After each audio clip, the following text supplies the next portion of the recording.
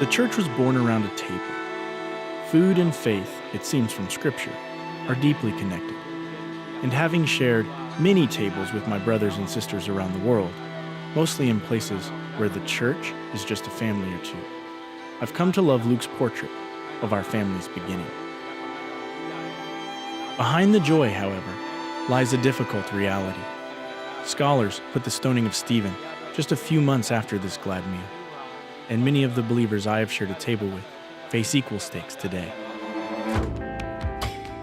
The gospel to which we cling, our hope, comes at a great price in many parts of the world.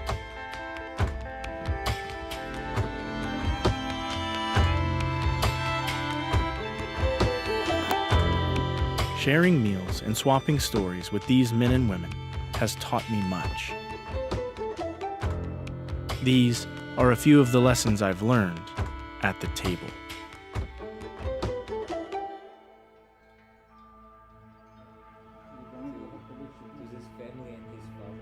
Jesus tells the story of a table in Matthew 22. Go to the street corners, the master tells his servants, and invite to the banquet anyone you can find. At Jesus' table, all are welcome.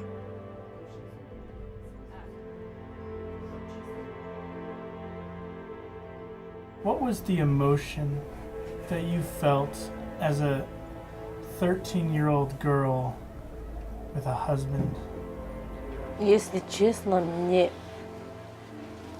я не могу вспомнить этого времени.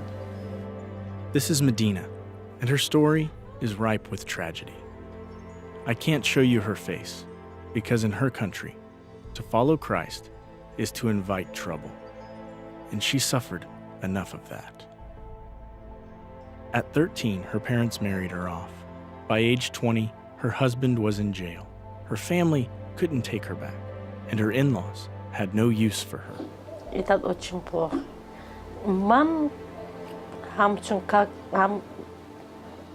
همچون ایماندار من نمیخواهم که نه تنها با یگان ایماندار بلکه با آدمانی که به خداوند ما ایمان ندارن این حادثه رخ ندهد. She turned to drinking to mute the pain. اما روز وقتی که بیگور بود آمدم در کухні در پشت شکاف بود 5 لیتر بنزین. وقتی که 5 لیتر بنزین رو گرفتم در سرم ریختم در فکر نداشتم که میسوزم. در فکر خودم یگان چیز نبود. وقتی که ریختم آلو شد ترسیدم. 10 days later, she woke up in the hospital, burned from head to toe, unrecognizable as a human being. Jesus said he came for the sick, not the healthy. Fittingly, it was in the hospital that she met one of Jesus' followers who offered her, the one no one wanted, an invitation to the table. خداوندم میندار هستم که من از این همه راه‌ها گشتم و در دلم مهر دارم و میتوانم نزدیکان خودم را دوست داشتم. Sitting in her tiny home over a cup of tea, the hospitality of Jesus hit me anew. Shalom, the peace that sets right all that is broken, means that all who are broken are welcome at his table.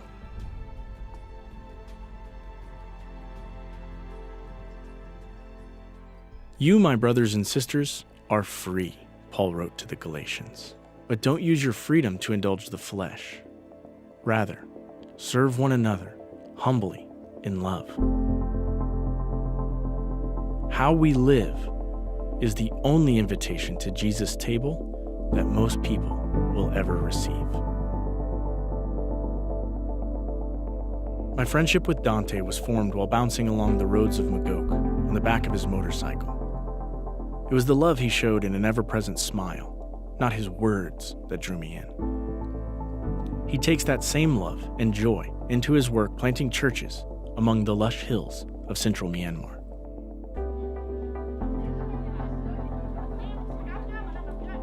After lunch, I asked him about his affection for his people.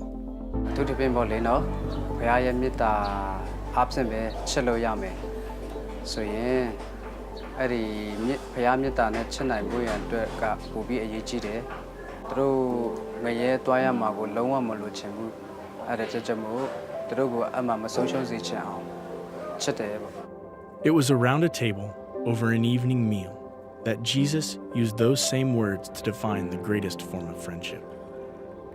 We are known by our love, and Dante is turning his culture of karmic consequence on its ear with a life that invites the Lisu people to sip from living water at a table of grace.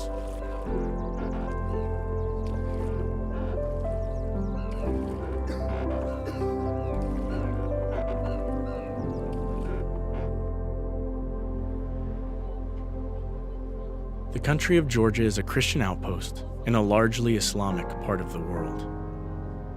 Geographically speaking, the ancient city of Tbilisi is at the intersection of East and West, and it straddles the line between ancient and modern. In Georgia, if you are not an Orthodox, you are a betrayer, not a true son of my nation and true son of my country in the eyes of most of the people around me. Foxes have dens, birds have nests, but Gia and the people who attend his house church are citizens of a future kingdom that's often very hard to see. Gia has a unique perspective on the in-between place he calls home. Geographically, it's very obvious. If you take the map and look at it, Georgia is right in the middle, mainly the Muslim world around it. It's Turkey, it's Azerbaijan, and the Northern Caucasus. All of them are Muslims. Only Armenia, neighbor country, is not Muslim. In Gia's mind, that makes Tbilisi, this 1,500-year-old city, a strategic outpost for the kingdom in our modern world. Several times a year, he hosts believers from neighboring countries to come to Georgia because, as he sees it, Georgia is a safe place for all of them to come for training and teaching and equipping to go and serve. While in Tbilisi, these brothers and sisters catch a glimpse of the hard-to-see kingdom and return home with that vision to Iran, Azerbaijan, and Turkey. In this way, Gia is helping redefine a region once very much closed to the gospel. It is a worthy task to set a table of peace, but the assignment is not easy for the few who take it up. You know, honestly, there were times in my life when I feel huge, deep disappointment. I just think people just don't want the gospel. I know it's hard in Georgia to evangelize, to do discipleship. It's all about relationship and it takes a long time and it's one person at a time. But I have seen examples of God's faithfulness. Like this small community who gathers faithfully around the table every week. A sign of things to come.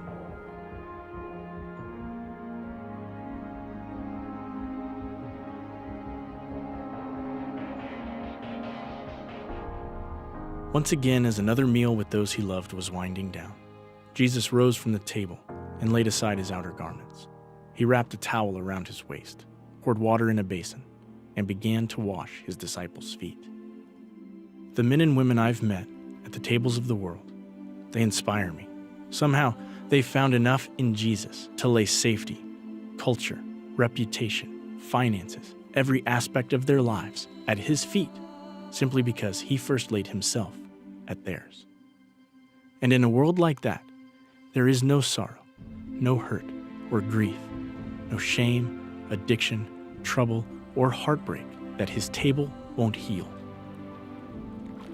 Of all the lessons I've learned, the greatest is this. I have a seat at the table and a responsibility to help someone find a seat beside me.